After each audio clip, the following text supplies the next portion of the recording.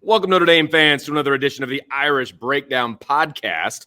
I am Vince D'Addario. I am the football analyst here at irishbreakdown.com. And with me, as always, is Brian Driscoll, and he is the publisher at irishbreakdown.com. And we are, we are continuing our spring position previews. And we are on the defensive side of the football right now. And we're going to talk linebackers. And Brian, this is a very intriguing position for a lot of reasons. New position coach, obviously. He's also the defensive coordinator, and Marcus Freeman. So that is a huge change right there. They, body-wise, they don't lose very much. Production-wise, they lose a lot. So it's going to be an interesting one to talk about because there's not many positions that lose only one starter, right? But the production of that one starter is absolutely immense. And so and we don't know necessarily what the defense is going to look like all the time. Right, exactly. And will it be 2 linebackers? Will it be 3 linebackers? Will there be times when we see 4 linebackers? I mean, sure. There's a lot that we don't know, and I think what happens this spring is going to determine a lot of that because there's a lot of talent coming back at the linebacker position, which we'll get to. If that talent doesn't turn into production this spring, we're going to see a lot of 4-2-5 personnel. If that talent does come through this spring, then we could see a lot of 3-4 personnel out of their 3-3-5, right? So we're clear on that. It's not going to be like a 3-4. I'm talking just personnel. Right. So it's going to be very interesting, and that's why it's hard to really gauge what this defense is going to look like in the fall because I think so much of what we're going to see in the fall is going to be determined by what we see over these 15 practices that are set to begin, sometime next week. So, newsflash. All right, cool.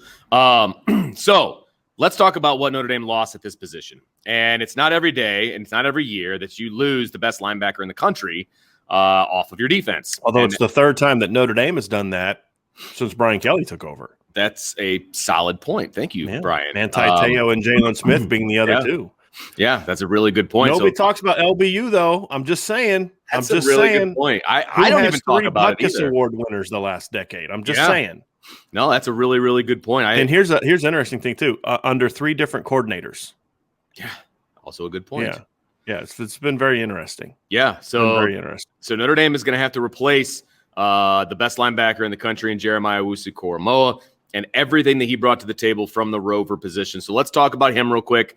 And the fact that they do have to replace him and all of that production. And we've talked about the fact, I just want to preface this, that his production went down a little bit this year because of how good he is, because teams were purposely going in opposite directions from him. I mean, his impact on this team can't go unnoticed. Right. And you look at his drop in production, it was 1 fewer game, but even then it went from 80 tackles to 62 tackles. It went from 13.5 tackles for loss to 11 tackles for loss. He went from 5.5 sacks to 1.5 sacks. His pass breakups went down. So the production, like you said, Vince, was part of how impactful he is because we talked about this during the season. Teams just work so hard to avoid him. Correct. And it can be challenging at times because of the position he plays and that factored into it, but he's just such a dynamic player that he was impossible to completely avoid from a game plan standpoint. Right.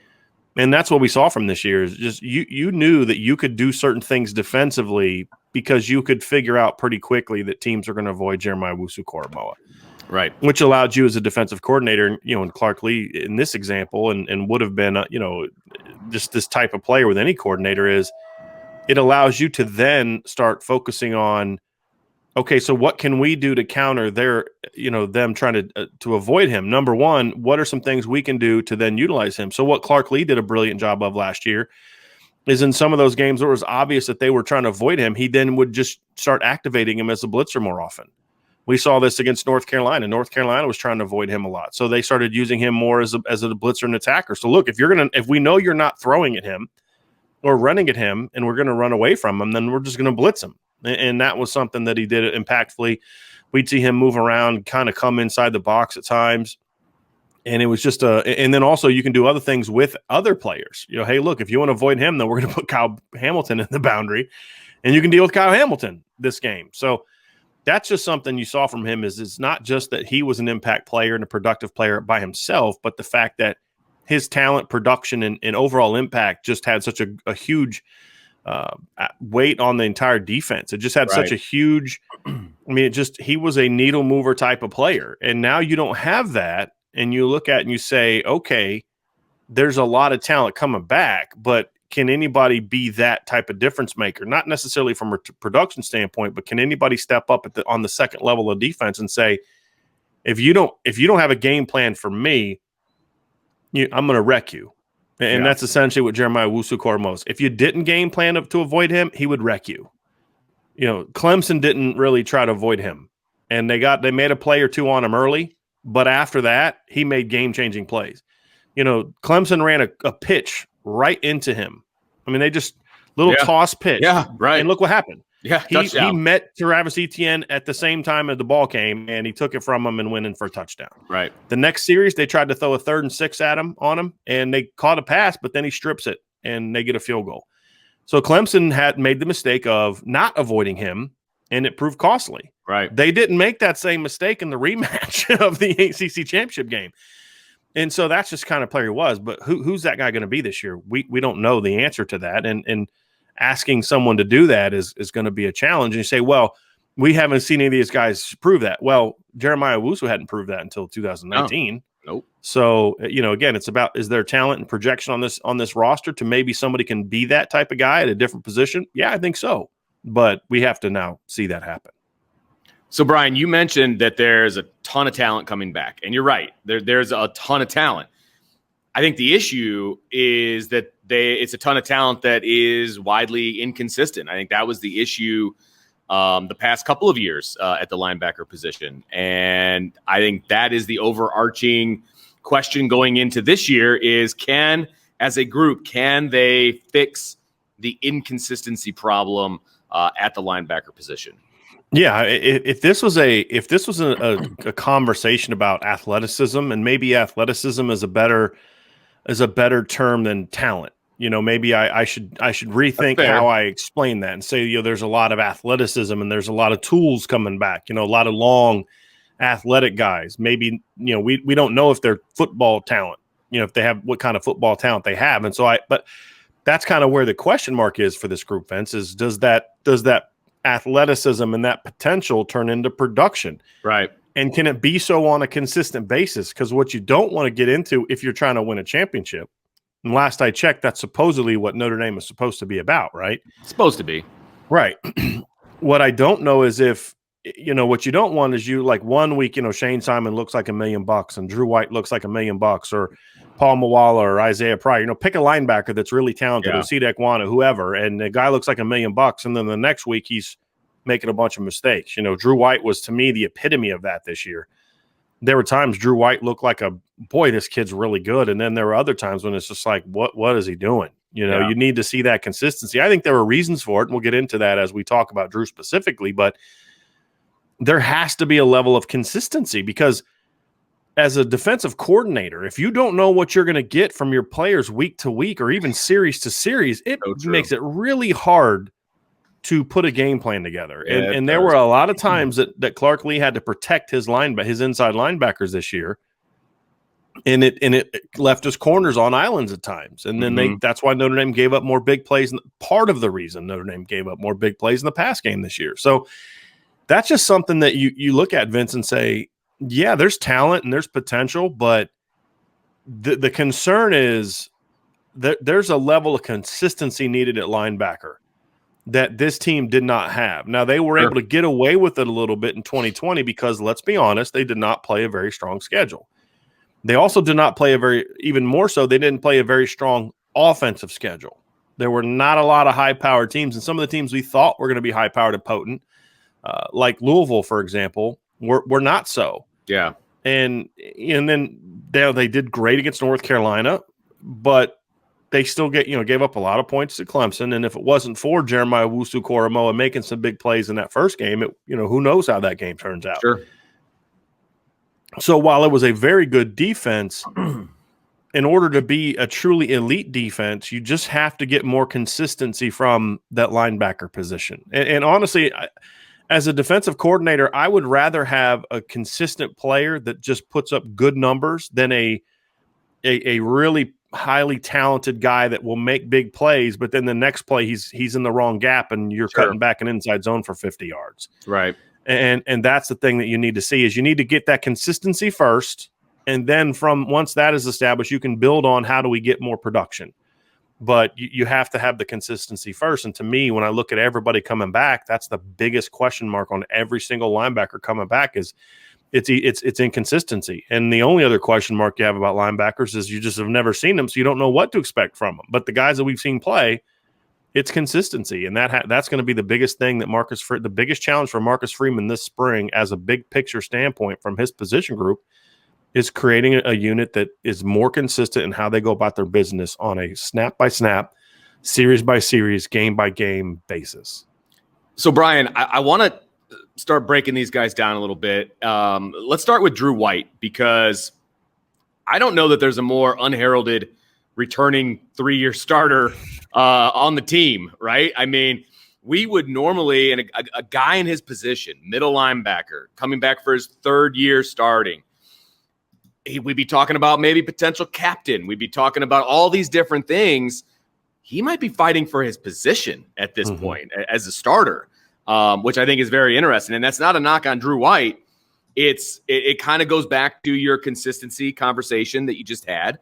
It goes to the athleticism and the talent of the guys that are on the roster.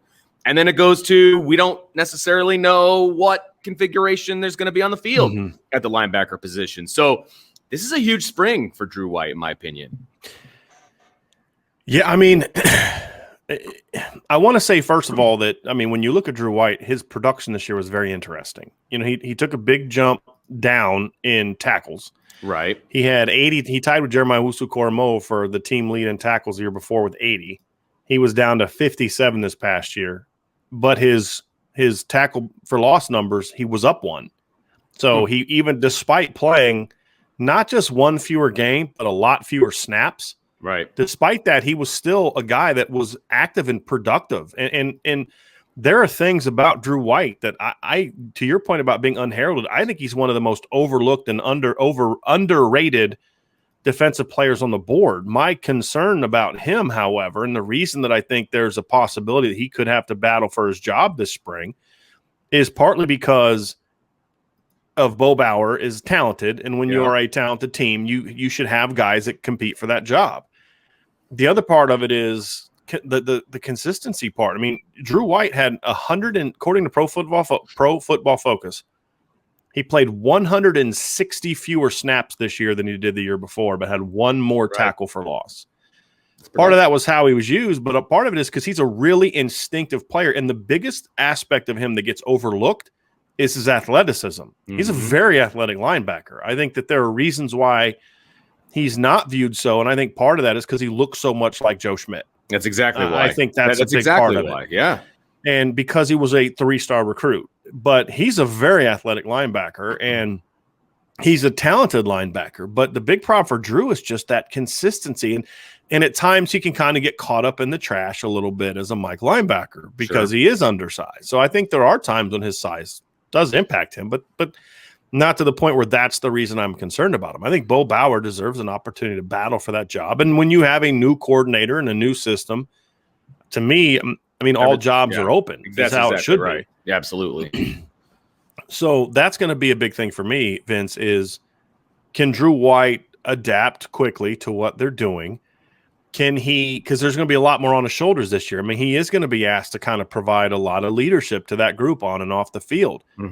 But his play has got to get better. And I think he's capable of it. I mean, to me, Drew White, if he can be more consistent as a player, could be an outstanding linebacker for Notre Dame this year. I mean, 80-plus tackles, 10-plus tackles for loss, and bring some of that leadership that does draw the comparisons to Joe Schmidt, because he can get people lined up, and he is a smart football player. I think part of the thing that hurt him last year, Vince, is that I think he was so concerned about what was happening next to him that it caused him to create more mistakes on his own. I think that was a big part of it. And could you explain that? Because I think that's a really big deal that not a lot of people would understand. So I was told during the season that there were times when Drew White would express to Coach Lee that this was an issue for him, is that he was so concerned about, okay, is the Buck going to make this right call? Is he going to make this play? And the fact that there wasn't a lot of production there, he wasn't always as focused on what he had to do.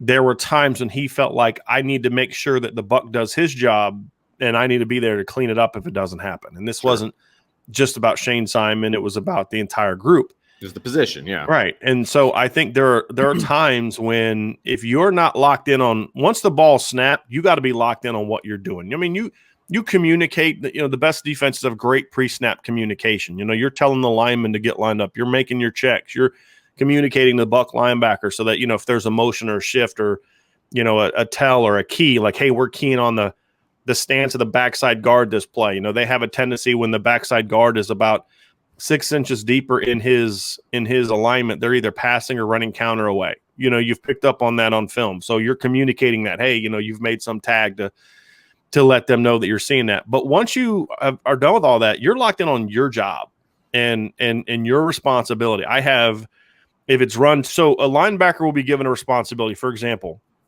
if you're the Mike linebacker, you may say, if I have run to me, I have B gap.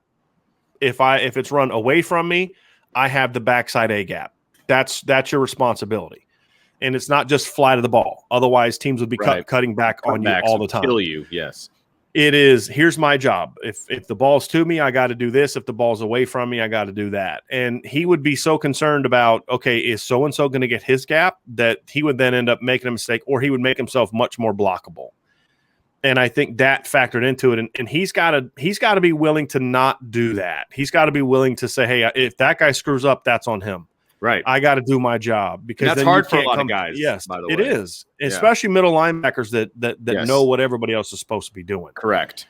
So I think he's got to focus on, okay, I got to do my job, make sure that I do my job, because I can't. Because then what you do is, when you mess up, then you've compounded that problem. Or the Buck may have done his job, but you didn't do your job, and so now you're the problem. So I think that's the thing for Drew White, is be more consistent. If he can be more consistent, Vince, I think he's going to have a big jump in production from where he was last year. I could see his tackle numbers going back to where they were in 2019 when he had 80. And I could see his tackle for loss numbers going way up. I really could. Maybe he doesn't quite get there from a volume standpoint, because they decide to rotate more. But the point being, his impact on a per snap basis could be outstanding if he's able to find that level of consistency and just be more, just go, just go. Because when he just goes, he's really good. Yeah. And I don't think he gets appreciated enough for that. When he just turns it loose and just, here's my gap, here's what I'm doing. And because he's really quick and fast. I mean, again, I don't think people appreciate how athletic Drew White is. He could be a big time player. Will he ever be Jeremiah Owusu-Koramoah, where you have to game plan around him and all? No. But that's part of the reason why I think he's going to be so productive, is because he's not quite good enough to game plan around it, other than the traditional sense in which you would always game plan around a Mike linebacker. Sure. But then he's also good enough, though, that he's going to make a lot of plays within the framework of the defense because of his instincts and athleticism and those as parts of his game. Now, Brian, normally I would go to the other starter at this point, but I want to stay at middle linebacker, and I want to talk about Bauer, because, look, I'll be honest with you, I've got a little bit of a man crush on Bauer. From a football coach's standpoint, playing in Northern Indiana at the high school level, he is the kind of middle linebacker that you dream about, right? I mean, he's the guy that is going to play the triangle, and he is going to be the man inside the box, and he's an old school middle linebacker. We've seen what he can do on special teams. He got a lot of opportunities, in the base defense this past season.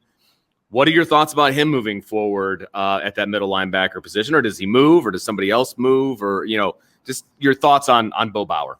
I think that you could find a home for Drew White at will in this defense, and that's what the Buck used to be. If there's a scenario in which I could see Bauer and Drew White both playing at inside linebacker, I don't know if it would be the ideal scenario, because that would mean a couple other really talented players didn't pan out. Okay.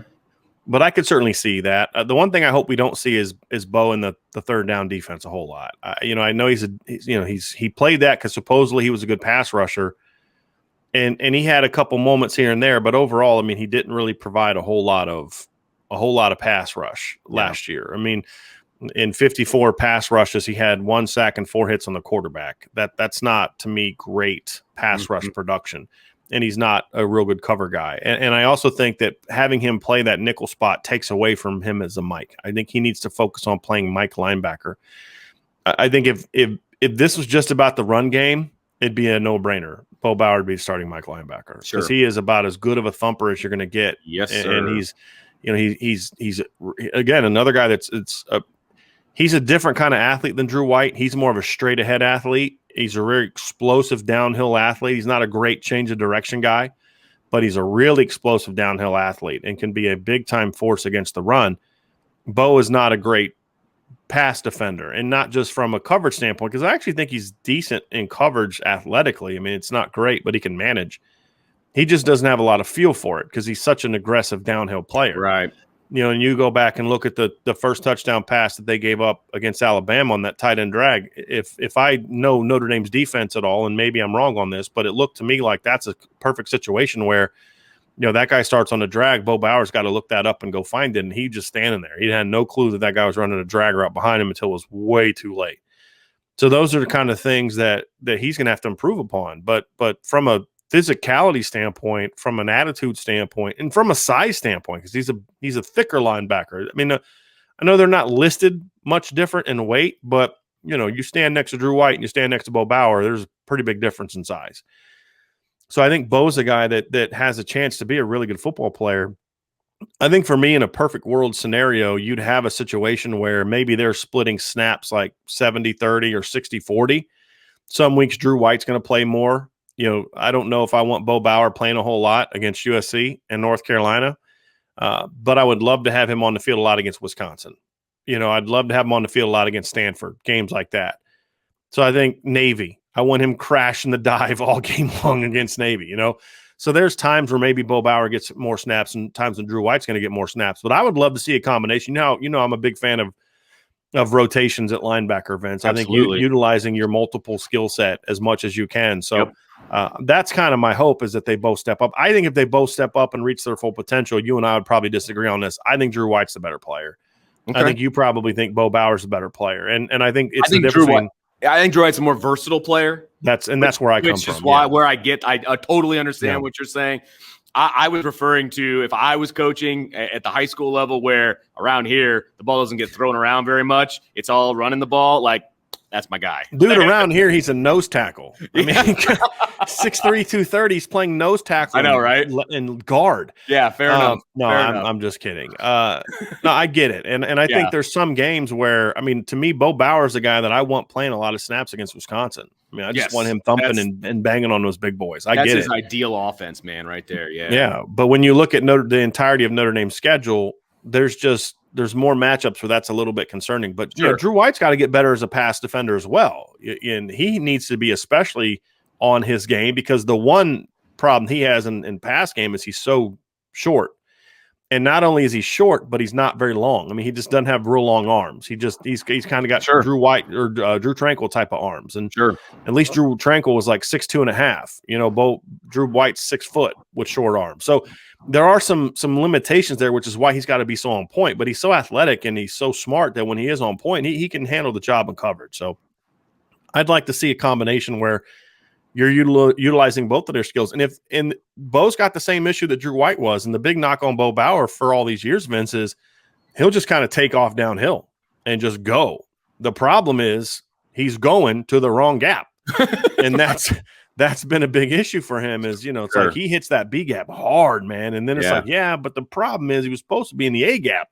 And so there was nobody in the A gap, and they cut that inside zone up the middle of the field. And if it wasn't for Kyle Hamilton making a tackle 5 yards down the field because he's a freaky athlete, that guy might have scored. Sure. And so you have to be careful with that. And that's the thing. They both have to clean that part of their game up. If they do, and they both become more assignment correct players, And Mike linebacker is going to be a strength for Notre Dame this I year. agree. Of that, I have very little doubt. And that's where you could say, okay, maybe Drew White doesn't get to 12, 13 tackles for loss because they're splitting reps so much. But if you look at the two of them, they're going to have a ton. I mean, last year alone, they had 13 and a half tackles for loss. That's a lot from that Mike position. Now, some of it for Bo was in that third down package, but I mean, that's a lot of production for your from your two middle linebackers. I could see that take another jump because again, they're very talented players. They just have to clean things up. They have to become more consistent. Okay, Brian, let's move over to the other linebacker spot. It is now called the will. That is new terminology this year. New/old terminology, right? It's always been the will growing up, but it is back to the will. And there's two gentlemen at the will spot that we're going to talk about. One is a returning starter in Shane Simon, and the other is Maris Luafau. And I guess one of two things can happen here, Brian. One can just take a stranglehold of this position, call it a day. We're going on to fall practice. Or two, they both take control of this position, and you've got two really good players at that spot. So where do you see this one going with these two guys? Well, I think if you're talking about what could happen, there's a third, and that is neither of them step up this spring. I didn't want to bring that one up, but I would you're say right. To your point, Vince, I think that's what needs to happen. One of those two things needs to happen. Yeah. Ideally, it's the same thing we talked about at Mike. You have two, and I would argue that the natural God-given athleticism at will is arguably one of the best spots on the entire defense. Okay. Not just linebacker. When you talk about the athleticism in length that Shane Simon and Maris Luafau bring to the table, I don't know if you have a better 1-2 punch on the entire defense. Maybe 3 technique with Jason Adamiola and Riley Mills. Maybe Viper with Isaiah Foskey, Jordan Botelho. That's it. As far as 1-2 punch, right? Because again, yes, Kyle Hamilton, but his number 2 is not in the same league. What do you mean? So, right. So as far as 1-2 punch, it's about as good as you're going to get. Okay. Length. I mean, tremendous length of those two guys. Really, really athletic group. I don't think Notre Dame fans, and I understand it because of what you see on Saturday. There's a lot of Notre Dame fans that only see these guys on Saturdays. Of course. You don't realize how athletic Shane Simon is. He's a very athletic player. He just does. He was so robotic this past year that you just didn't see that athleticism nearly as much. But he's a very athletic player. Sure. So is Maris. I mean, Maris Luafau began his high school career as a cornerback before he had a growth spurt. And the growth spurt for him, unfortunately, was like, up and out. It wasn't, filling out to be 230. Right. He's a really good instinctive cover player. He has a little bit of that Bauer disease and that he just wants to always go downhill to the ball. Sure. And he has really good range. I think he could be a really good blitzer. I think they both have a ton of potential. What we have to remember about last year is it was both of their first years really in the rotation on a meaningful basis. It's true. Well, they both got a lot of experience under their belt. And now you say, well, okay, well, what do they do for an encore? Are they going to continue to be inconsistent players? Mm-hmm. Or, where they're polar opposites of each other. Shane Simon is so robotic that he's just, if you tell him to attack the B gap, he's going to attack the B gap, even if that means running right into a guard and making himself blocked. It's if he has to drop at a 45-degree angle. Well, when you teach that, you're telling him to do a 45-degree angle, and but you got to feel it. Okay, I'm at 45, but I see that curl route is coming up a little bit behind me, so you kind of got to bend that sucker in to make sure you get up underneath that curl route. Well, nope, he's going 45-degree angle. I'm being a tad hyperbolic here, but not a whole lot. I mean, that's just – and then Maris Luafau's like, you don't know what he's going to do, right? He's just kind of all over the place. And it's like if you could take those two kids and just kind of combine them into one player, you got one heck of a linebacker. So is that robotic thing, is that something that could be coached out of him? Yes, because sometimes that is because of if you're a really smart kid. Yes. And Shane Simon is a really smart kid. I'm talking academically smart. Don't hold me to this. But I think he was like a 4.0 student, maybe close to a 4.0 student coming out of high school, like at a really good private school at St. Peter's Prep. He's a really smart kid. Sometimes kids like that, with a coach like Clark Lee, who is one of the most minute to the T of this is how I want it done kind of coaches, that can be a bad combination sometimes. And it's not a knock on either one. It's not Clark Lee did a bad job or Shane Simon exactly what you're saying. It's because Clark Lee did a great job. It's just sometimes a coaching style and a player's learning of how he processes information can just be a bad fit. Yeah. You could have a really smart student and a really accomplished professor, but for whatever reason, their personalities just don't mesh, and they don't get out of that what you might have thought going in. So it happens all the time in life, but in football especially, you get that guy that, you say something and it's like you need his football instincts to kick in. Sure.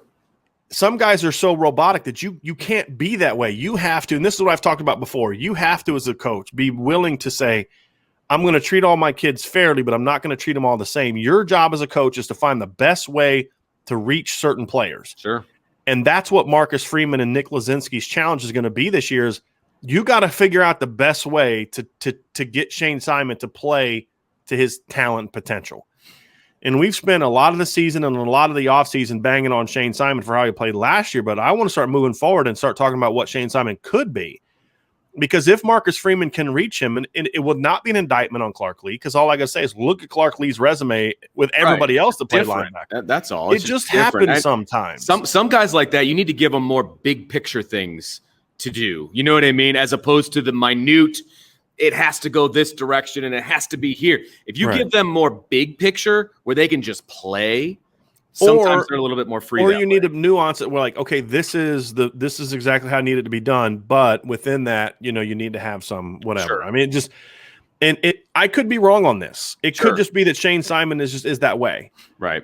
I just have a feeling there was a little bit more to it than that because from what we hear about Shane Simon, the reason he had the starting job for all year long is because in practice he would make plays. Sure. Because he definitely wasn't in the starting lineup because of what he did on Saturdays. I think it was always that hope that I'm hoping that he can turn this what he does in practice to game day potential. And again, the athleticism is there. Absolutely. I mean, he was the best wide receiver at St. Peter's Prep in high school. I mean, this kid's athletic. So Marcus Freeman's got to figure out a way to get him to get that out of him. He's that kind of guy that you give him a little bit of a longer leash as a player. Of course, because of the athleticism. And that's where I don't think Clark Lee made him, work. I understand where Clark Lee was coming from, but at some point in time during the season, you got to say, look, this isn't working. We'll figure this out in the offseason and give somebody else a shot. But he didn't do that. And so now you move forward and you say, hopefully that pays off because Shane Simon got so many extra snaps that maybe he didn't necessarily deserve last year. Those snaps may pay off post Clark Lee, and then that's where we got to find out, Vince, because Shane Simon, to me, is the kind of guy that if he figures it out, could be their best linebacker. I agree. I mean, and could be put it like this. He is not much different than what we saw from Osmar Bilal. Really, and I would say he's a better athlete than Osmar Bilal. I would argue he is. I think he's faster, and I think he's more athletic overall. I think he's changed the directions better. He has better feet. I think he has all those skills. If you'd have told me before the 2019, and we've talked about this before, the 2019 season, Osmar Bilal had 10 tackles for loss, I'd have said, you don't know what you're talking about. You don't know football. Get out of here with that. Well, he did, and the difference is Osmar wasn't robotic. Osmar just didn't have great football instincts. At least he never showed it. Shane is more robotic. So if you can get that out of him and just let him play a little looser, kind of that's why I say that middle ground between him and Maris, then this is a kid that could see a huge jump in production. And I don't mean huge jump in production just from where he was this year, because he had very little production this year. I mean, I think he had 12, 13 tackles this year, which is just insane for a guy that was a 12-game starter to have that little production. I mean, Maris Luafau almost doubled him up last year. Jack Lamb had as many special teams tackles, one fewer tackle last year as a special teams player than Shane Simon had as a linebacker for an entire season. He had 14 tackles in 12 games. It's hard to fathom that. I could see him getting closer to that 14 in tackles for loss. Yes. If he has the kind of play and the kind of production that I think he's capable of. I mean, every time you read me those numbers, my mind it's hard to fathom how a starting linebacker who played in every single game you played this year had 14 tackles. You'd think you'd accidentally get 14 just assists. That's one game. Yeah. He had 9 solo tackles. So, but here's the point though. Yes. If the light goes on for Shane Simon, he has the potential to almost match that in tackles for loss. I mean, he has that kind of ability. Absolutely agree. Now, if he doesn't do that, then you've got a guy like Maris Luafau, who I think could be that kind of player. Because, again, you talk about explosiveness and range. Sure. And he reminds me a lot of Jeremiah Wusu-Koramoah, too, in that he's a really skinny player that packs a lot more punch than you'd expect from someone with his body type. So between the two of them, somebody's got to step up. That's the thing. Yes. Is you just need one of them to step up. A lot of talent there, yeah. If they both step up, don't be shocked if there are times when they're on the field together. Mm-hmm. Whether it be in a 4-2 where maybe Shane Simon plays some Mike, or if they go more 3-3-5 and you put one of them as the strong side linebacker. Sure. I could see that. I could see both of them stepping up and having a big spring and saying, you know what? I really like our ability to go to a 3-3-5 against certain teams. And these two kids are both going to be on the field. So if they do have the kind of jump in production and play and consistency that they can have, then they're both going to be on the field. And now all of a sudden we're looking at linebacker, and we haven't even got the Rover, but we're looking at linebacker now. We haven't even talked about Osita Ekwonu and J.D. Bertrand and all these other guys. Now you're looking at a scenario in which arguably the biggest question mark, one of the bigger question marks on defense, not the biggest because that's safety, but one of the bigger question marks on defense becomes an outstanding part of your football team. And that's the potential that this linebacker position has. I mean, it has the potential, Vince, to me, to have enormous production and to be part of just an elite run defense. And especially if the D-line is used the way I think they're going to be used, which is to attack a lot, and these linebackers are just allowed to kind of run free. Yeah, that's where I think this group could be special. It could. And that's the thing is, again, Shane Simon banged on him because that's what his play deserved. But sure. I'm also real excited to see what he's going to do this spring. And that may sound crazy because we just talked about his lack of production. But look, if Osmar Bilal taught me anything, it's that kids never, as long as kids are competing and trying to learn and trying to get better, there's a chance for the light to go on. Yeah, and that's what I'm hoping happens with Shane Simon this year, because he's just too good to write off. Let me rephrase that. He's too athletic, and there's too much potential to write him off because he's not good yet. And if the light goes on, boy, I tell you what, this defense has a chance to all of a sudden have a front seven that could be one of the best we've seen from Notre Dame. I mean, again, 18 and 12 are probably, to me, the two best we've seen. I know there were some individual great players in 2015, but they just didn't have the depth, and the other linebacker position was a major question mark. But as far as depth and just talent and just production, this could end up being one of the best front sevens Notre Dame has had. But it's going to have to be about those guys stepping up and becoming more consistent. But Vince, as we've said many times in this podcast, there is no talent issue when it comes to Notre Dame at linebacker. None. It's about whether guys are going to step up and seize hold of that or not. So, Brian, let's go over to that third linebacker spot, the Rover position. A lot of question marks there because I guess from a big picture standpoint, we're not even sure what the Rover position is going to look like in this defense. Yeah. But there are some pretty decent players that are going to be under that Rover umbrella right now. We're talking Paul Moala, who's coming off a pretty major injury. We're talking about Pryor, and we're talking about Jack Kaiser. Potentially Jack Kaiser. Yeah, we think that that's where he's going to be. He could end up someplace else. All of these different things, right? So let's talk Rover position and all the questions that kind of surround this group of guys. And keep in mind, we're not going to talk about Prince Collie during this because this is a spring preview, and he is not an early enrollee. Just in case somebody's thinking, why aren't we talking about him? Because he's really good. Look, here's the first question I have about Rover. Which position is the Rover going to be? Is it going to be like it was before? I think we're going to see that. Okay. Marcus Freeman alluded to that on signing day, that the Rover would still be there and would be called Rover, which means there's an existence for it. Okay. Depending on how they utilize the personnel. Is it a position that's got players from two position groups? Are we going to see the linebackers and that third safety both be playing the Rover? Will they be practicing together? Will they be going through drills together? Those are things that I don't know. Right. Will there be crossover? Will the Rover position, if it's not an every game position, if you go to a 3-3-5, for example, is that simply the Rover comes in and plays in a stack position over the defensive end in a true 3-3-5? And essentially at that point in time, you would take out a defensive lineman and then put in a safety. Right. Or does that guy come out and they put a true Sam linebacker in? Does one of the Mikes become the Sam linebacker? Does one of the Wills become the Sam linebacker? Which is now we're talking about a completely different position that I don't know is going to exist. I'm just saying, like, that would be some of the options. And those are the questions that I have about this defense is we just don't know how that's going to look, and it is going to be personnel driven. And the ideal situation is that you have a hybrid linebacker safety guy that can play that role, but I don't know who that's going to be.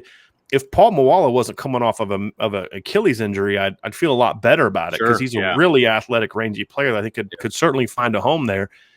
I know a lot of people are excited about Isaiah Pryor. I just have more question marks than most about him. I think he's a very downhill athletic player, but a big problem that he had at Ohio State, and then the reason he didn't play a lot at Notre Dame is because he's just not really much of a cover guy. He's a downhill, fast guy that just got some tight hips and isn't great in coverage. And that's not what you want at that position. You got to be able to cover at that position. Could you see him in that we just made it up Sam linebacker spot? Like if they potentially something like that? Potentially, yeah. I mean, I'd be curious about. But again, that guy's got to cover tight ends and got to cover backs if a team's playing a 3-by-1 with a tight end, he's going to have to play that tight end. And so, can he handle that? I mean, we'll see. Okay. So, I mean, Isaiah Pryor's got the potential that you say you got to figure out what he can do and see if you can find a home for him. But I don't know where he fits because he's got the body of a safety, but the game of a viper. I mean, if we're being honest, just come off the edge and do that. So I don't know where he fits in this defense as an every down player. Now, a good coach is going to say, okay, well, we don't know that either. But what I do know is he's really fast and he can run in a straight line really fast. So, maybe he becomes that nickel blitzer that Bo Bauer was. Yeah. I could see Isaiah Pryor being that guy, and then you could move him around. He can cover backs on peels. He can. A peel is essentially like if you're blitzing and a team swings their linebacker or their running back out on a free release, you've got to peel out. So it's you're going this way, and then let me get on the screen. You're kind of going this way, and then you got to go the other direction and run with that linebacker. Yeah. Well, you got to have some athleticism to do, or that running back. You have some athleticism to do that. He could run with wheel routes and things like that because it's not as much about flipping your hips. It's just about recognizing and then just take off. So I could see him maybe finding a role in that situation. Plus his speed, he could probably blitz the passer a little bit, I would imagine. To me, the key is Jack Kaiser, is where does he play? And he needs to be on the field. He needs to be on the field someplace. I think he's got to be another guy that's more consistent. He's got to be a guy that, to me, my big concern with Jack Kaiser playing inside linebacker, playing that buck spot is he's not someone I want in the trash all the time because he's not a real big guy. He's 210, 215. Can he cover well enough to be a Rover? That's the question for me. If he can, I think he's going to be hard to keep off the field. To your point, he's got to have a role. If it's just a niche role, fine. But Jack Kaiser's got to find a role. Go ahead, Vince. Because he's a smaller guy, and I realize height is an thinner. issue. I like his length. I just think he's thin. What about the lack of depth at safety? I know I'm throwing that out of left field. I don't think he's a back. Okay. I don't think he's a third level guy. Okay. I think all of a sudden his athleticism that makes him such an potentially impact linebacker becomes more of a liability as a safety. I just don't think he's that kind of athlete. I think he's a downhill guy. But that's where and look, if he was athletic enough to play safety, then he's going to be a phenomenal all-star Rover, right? I mean, that's the deal. Is if he does have that kind of athleticism, then Rover's the home for him, and that's where he's going to thrive. He could be Jeremiah Owusu-Koramoah. Yeah, I think there's some potential there. I think there's some talent there. I just think that we just got to find out what position he fits best at. I think Jack Kaiser's the kind of guy that you start him outside and see what you have from him at Rover. While you're seeing what you have from Shane Simon and Maris Luafau at will.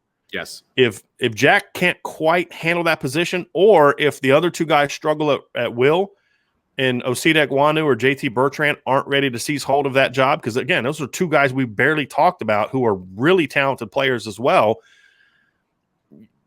then I think you maybe move him inside. But I would give him every chance. Him and Paul Moala, to me, if those two guys could seize hold of, hey, you got to play both of them, there's a rotation there that I really like. Okay.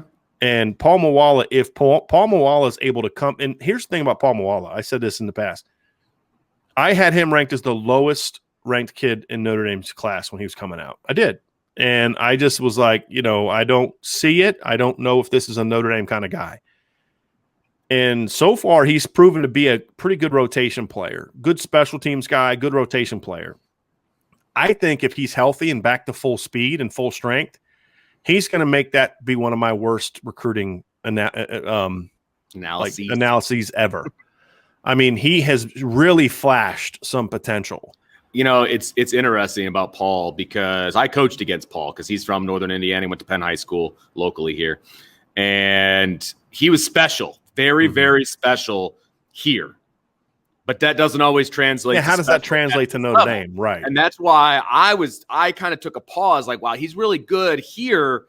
I just don't know if that translates to Notre Dame, but everything I've seen of him so far has proven me dead wrong. Whatever role they've given him, he's been really good at. Yeah, he has. Now, what we don't know is if he can be a full-time player. Sure. And we also don't know what he's going to look like athletically now that he had the Achilles injury. Because, again, that is kind of like I've said, it's like the old school knee injury. You just never come back. Some guys never come back the same.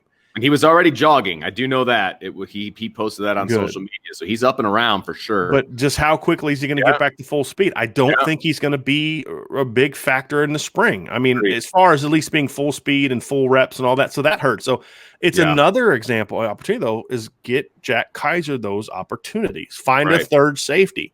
Work on your nickel package. So there's opportunities there to find out what's going on. But to me, Jack Kaiser's the guy, has to be the guy. And then if Jack Kaiser is that guy, then you can work Paul Moala in a little bit more slowly as the season progresses. Sure. Okay, he can't be a full-time guy. Okay, fine. Can we play him 15, 20 snaps? Are there some roles for him? Because the thing I love about this linebacker / Rover group from Shane Simon, Drew White, Marist, Osita Ekwonu, Paul Moala, Jack Kaiser. This is an exceptionally athletic group. Yep. It's just, can they play football? That's the question we need to see. And if majority of these guys do step up this over spring and fall, this is going to be a strength of the team. But right now, it has to be a big question mark because none of those guys have proven to be consistently productive players outside of Drew White, who, as far as production, Drew White's production has been on point the last 2 years. It's just his consistency and his quality of play has not always been there. Brian, one of the things that we like to do at the end of these position previews is we like to put 3 questions out there and things that we're going to be looking to get answers to. And so our 3 questions for the linebacker position are who plays where and how much shakeup will we see personnel-wise, right, from a personnel standpoint. He's the linebackers coach and he's the new defensive coordinator. So it's kind of a 2-tiered, situation. So what is that going to look like? We talked about consistency. Will this unit become more consistent? That's a huge question mark. Question mark going in.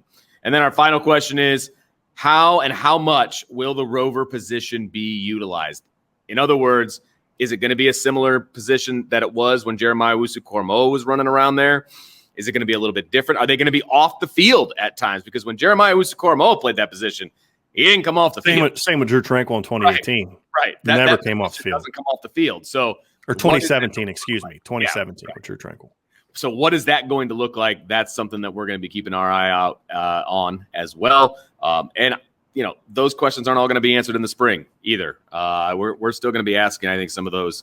I hope at least the first 2 are somewhat answered. At least, 2 of those 3 need to be answered. Maybe we don't know about consistency, but the who and the where and the how, hopefully we have an answer by the end of the spring.